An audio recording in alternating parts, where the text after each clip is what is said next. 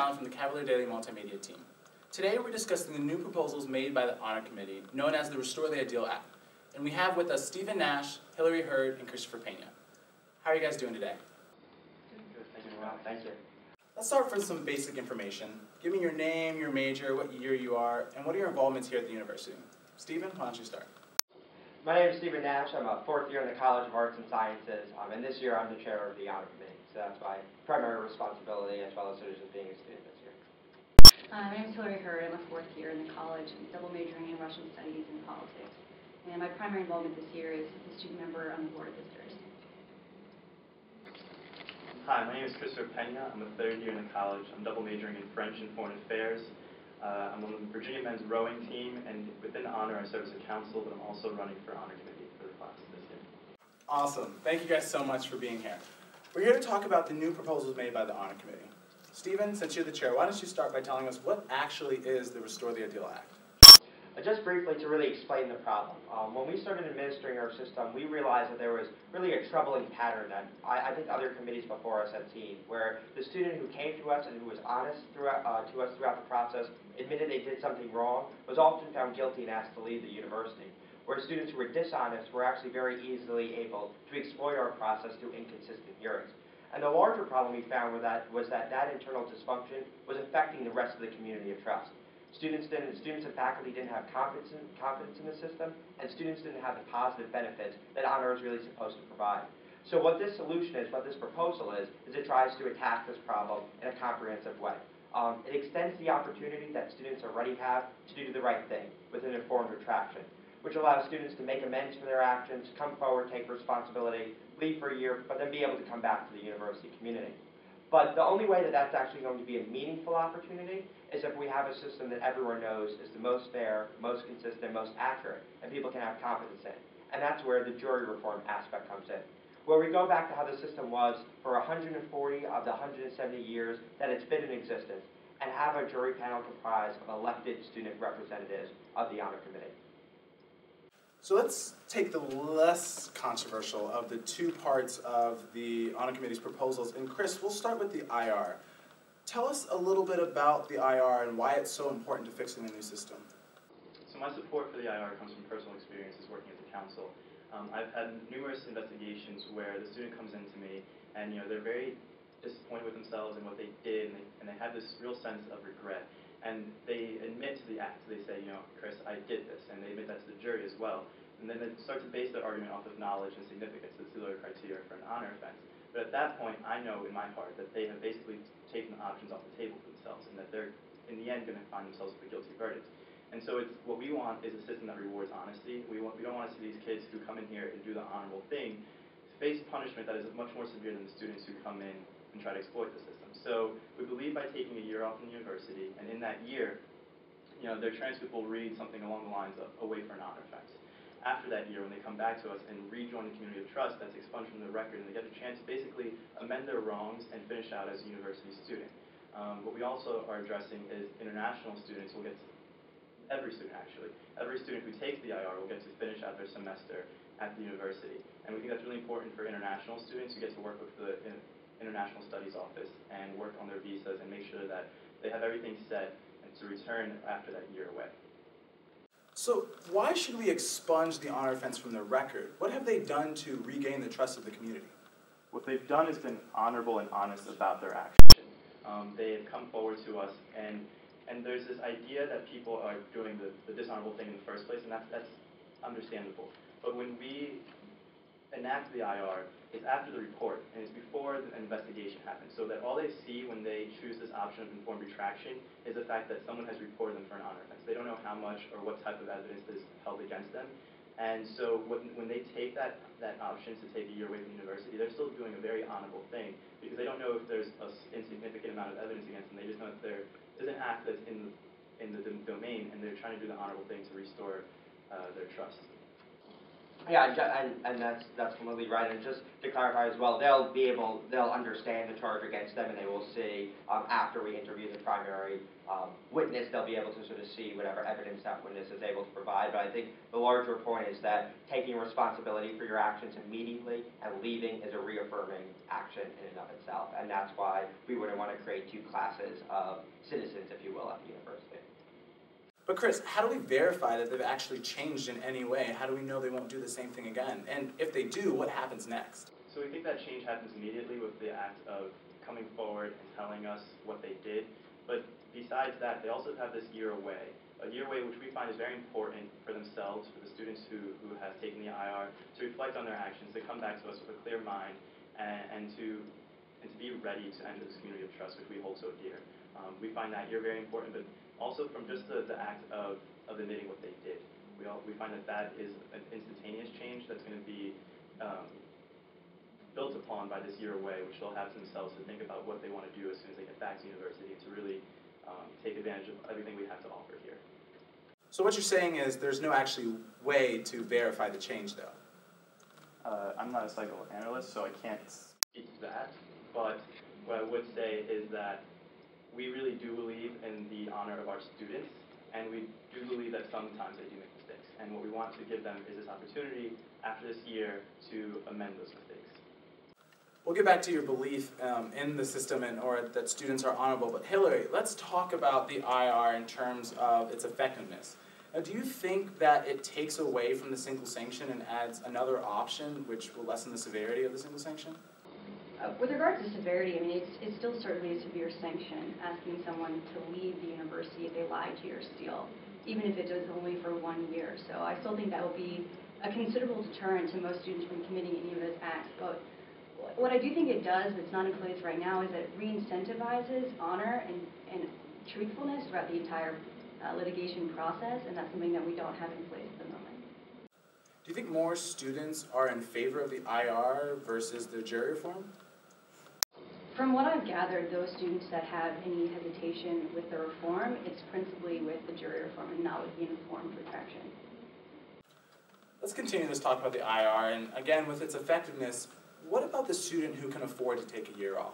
Maybe study abroad in another country, take some credits and transfer them later, or work as an internship and gain some experience that can very well apply to their academic success. What about those students? Will it actually do anything for them? I mean, I'm sure that there might be one student that's asked to leave and spends a wonderful year abroad and then comes back and maybe hasn't changed that much.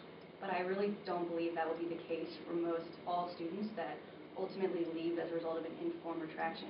Those students will have said to the honor committee that they committed an honor offense, and will have owned up to what they did wrong at the very beginning. And so you've already sort of filtered out what kind of students would be getting an informed retraction in the first place. And it's difficult. I mean, even if you're spending a very wonderful year in Spain, which I don't think most students would be doing, to have known that you were asked to leave a community, I don't think that will be a fun year away for anyone. I think that'll be a very thoughtful, reflective one in which coming back, I think most people will have substantively changed. But in your opinion, Hillary, what's the point of the IR if it gets expunged from the record after a year?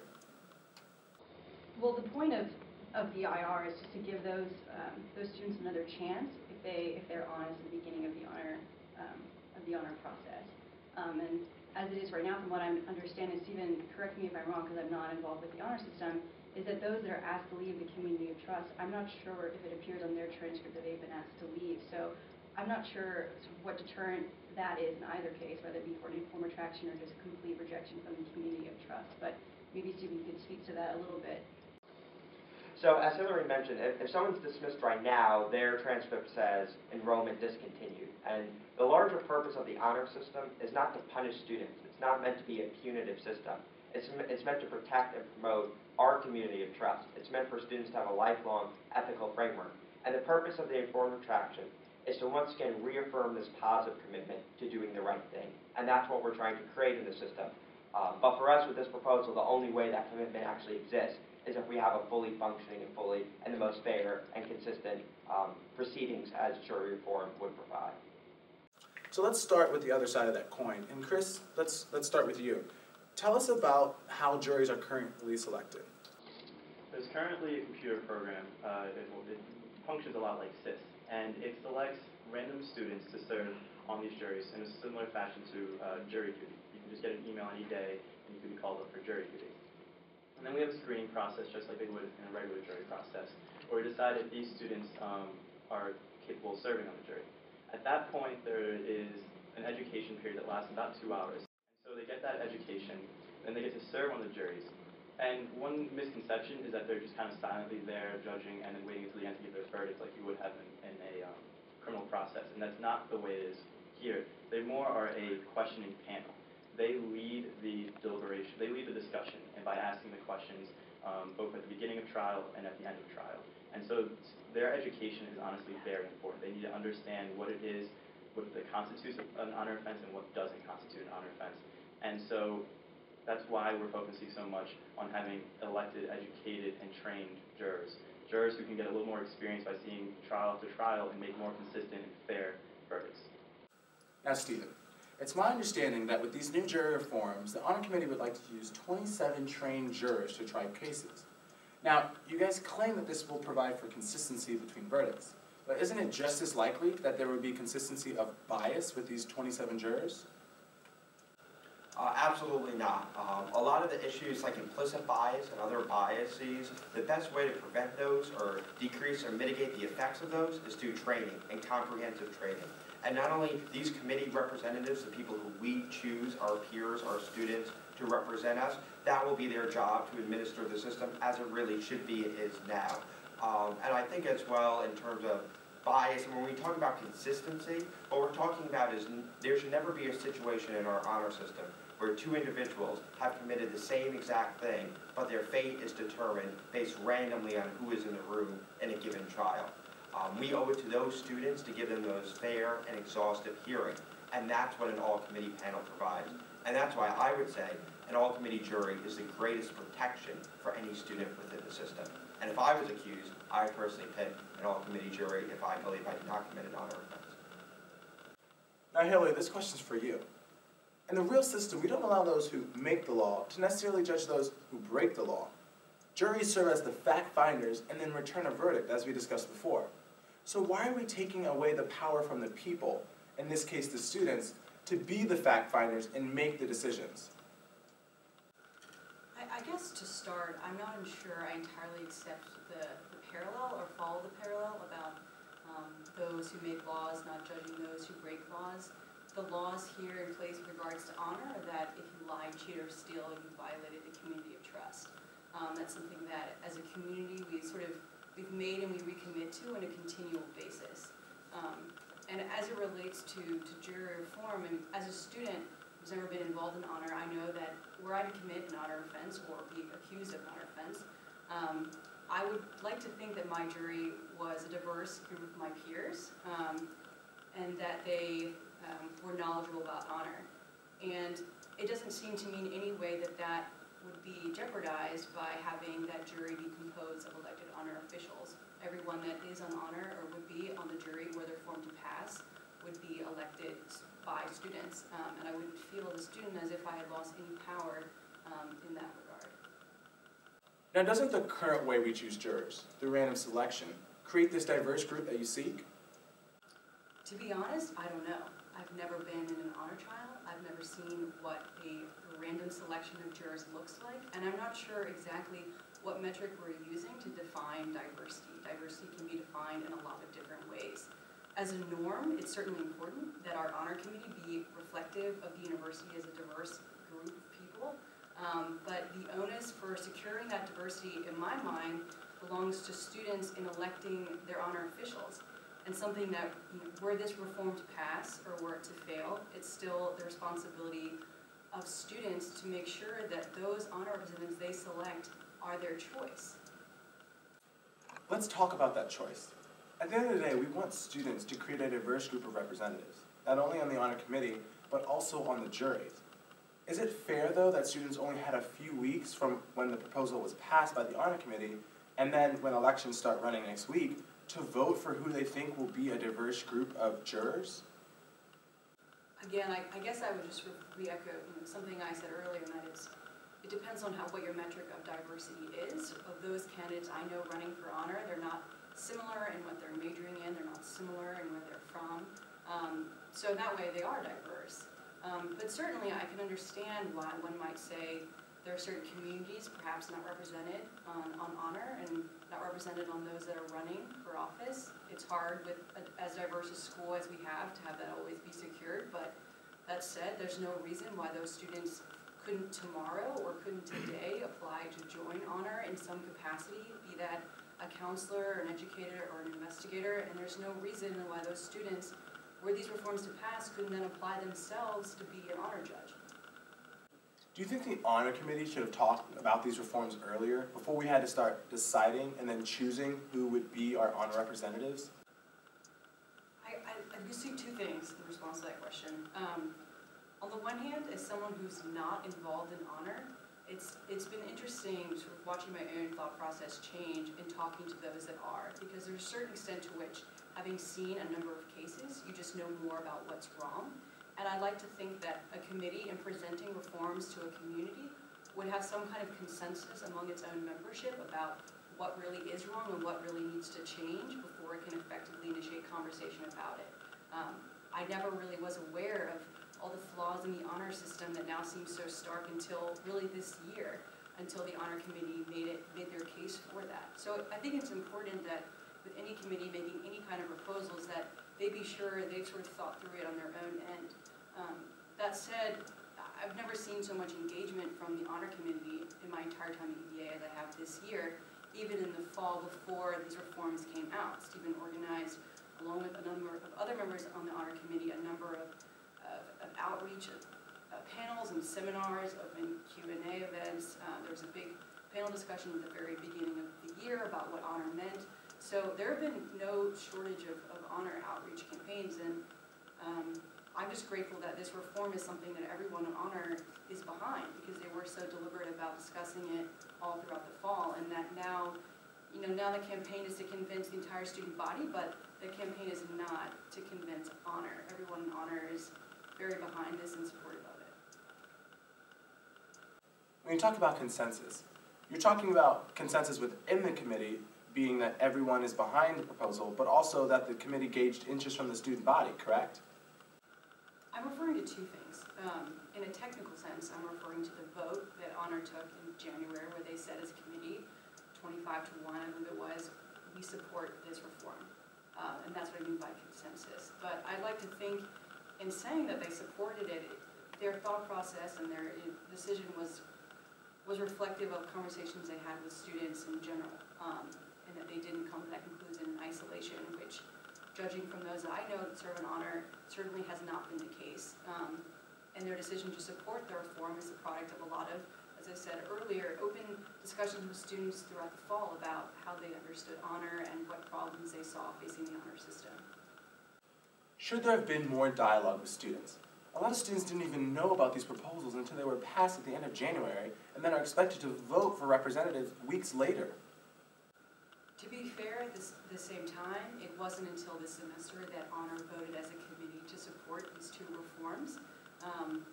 And I hope the reforms pass, obviously, but there's something to be said about Facebook pages with hundreds of members voting against. Even so, it means that people know about it. I've yet to meet someone who's unaware that there's an honor reform being passed, or being put to be passed. And worst case scenario, I think, in this sort of situation is not that an honor proposal fails. I hope it doesn't fail, but the worst case scenario is that it fails and students didn't even know it was being voted on, or didn't even understand that it was an issue. So even though it wasn't until this semester that you found out about it, and I think a lot of students found out about it, even so, students know about it now, and voting hasn't even started yet.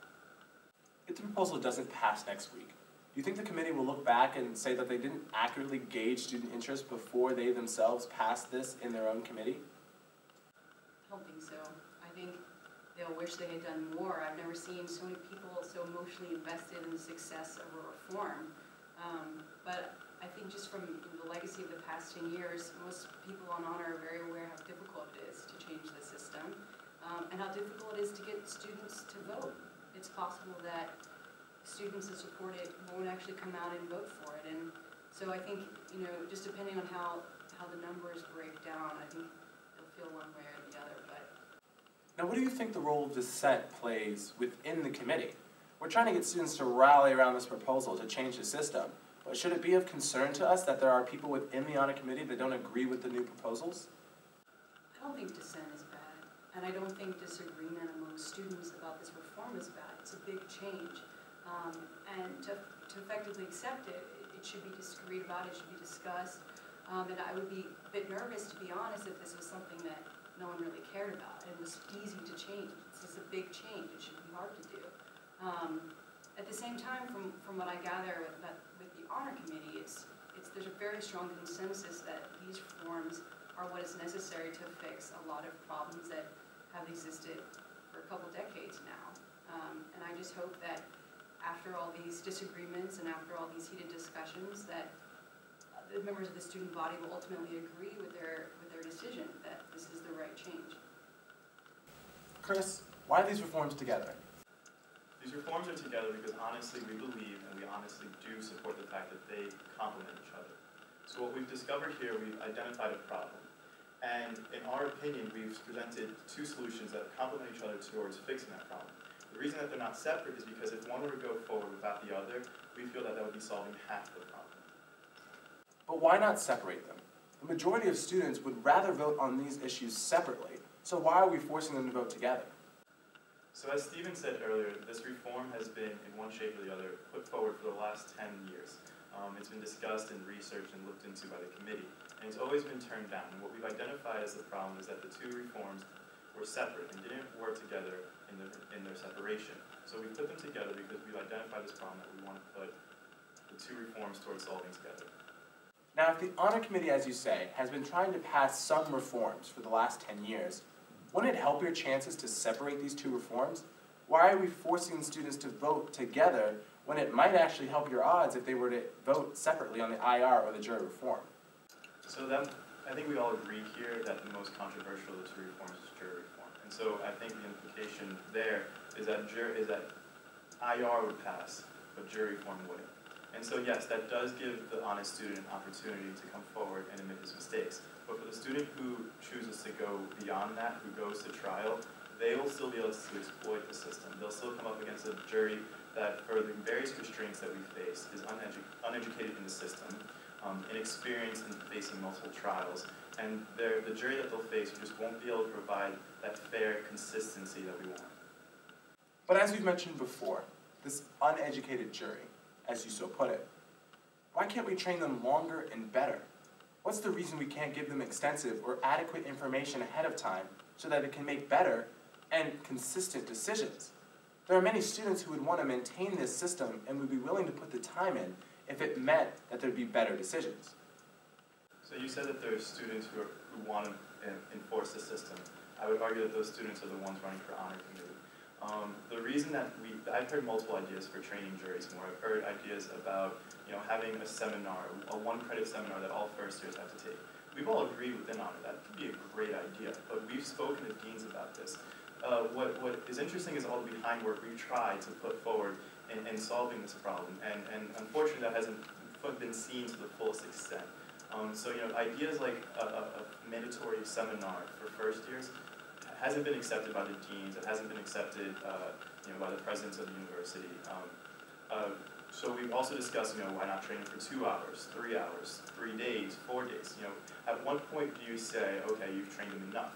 And I think Stephen alluded to this earlier, but if we all agree that more education is better, why not give them the most education, which is an elected jury who is serving on the honor committee, who's going to be seeing trial after trial, who's going to get more and more reinforcement of that education that they receive, and who can really put it to its fullest extent in making a fair, consistent verdict.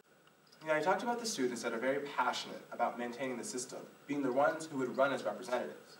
But because the Restore the Ideal Act was just passed at the end of January, and weeks later, students had to decide whether they would run as representative, did we really give students a fair chance at understanding what a representative would be, whether or not they just represent their school, or they'd be a juror? Did we really get all of the students who'd be interested in being a juror running in this race because they didn't have much time to understand these new proposals? To address why we waited, I don't think that we did wait. I think that from the moment the semester started in the fall, we were doing everything we could to get this through. There was a standards and procedures subcommittee put together.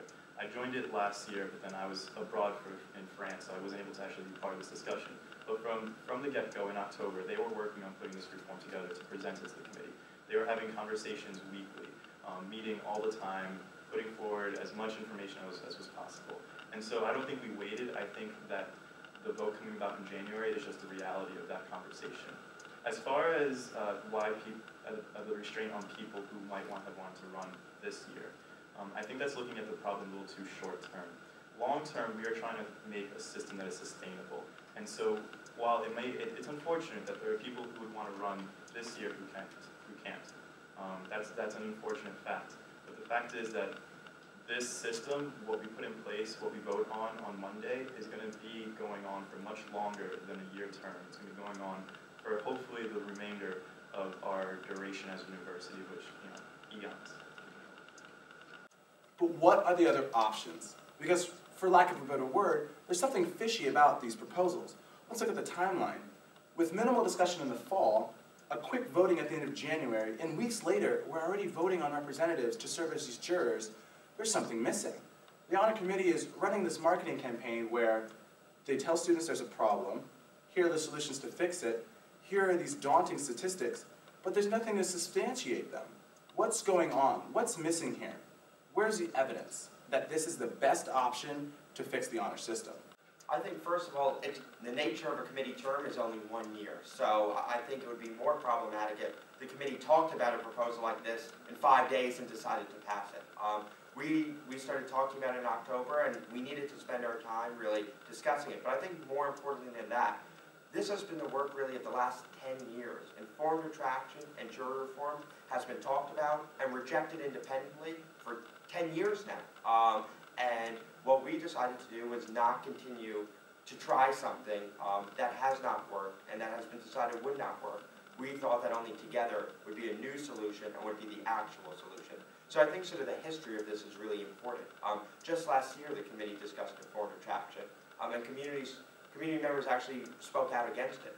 The year before that, they talked about jury reform and didn't really gain traction exactly there. So these have been conversations that have been happening for years, and it's just the nature of the one-year committee term. But we really do think that this is an exciting opportunity for the student body to really take a large step forward with our honor system. Stephen, look into the camera and tell the students you serve why they should vote for this referendum next week. Honor has been one of the hallmarks of the student experience at this university for almost 2 centuries, and I believe it's something worth fighting for. I think it's something worth protecting for future students. And unfortunately, right now, it's in a very weak state, and it's in a state that is not necessarily going to have that same impact on students' lives, and really not even having the same impact on our own lives. And we have an opportunity with this proposal not to have a perfect system, but to have a much better system than what we have now.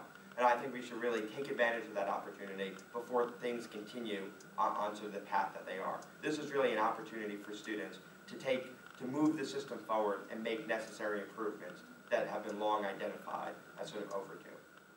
Thanks, Stephen. And thank you for tuning in. For more information about these proposals, please go to honor2013.com. And for more information about opposition to these proposals, visit honorcaucus.org. And be sure to vote starting Monday, February 25th at uvavote.com in favor or against these proposals. I'm Hakeem Allen from the Cavalier Daily Multimedia team. Be sure to follow us on Twitter and on Facebook. I'll see you soon.